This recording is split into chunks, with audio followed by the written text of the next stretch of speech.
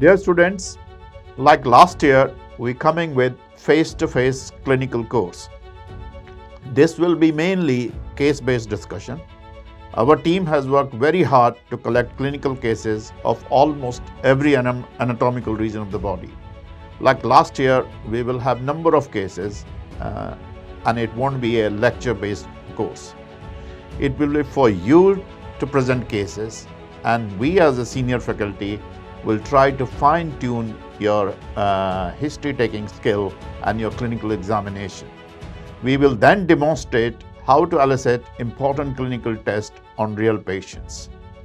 Every case will be discussed for further possible investigations, and the treatment principles will be explored.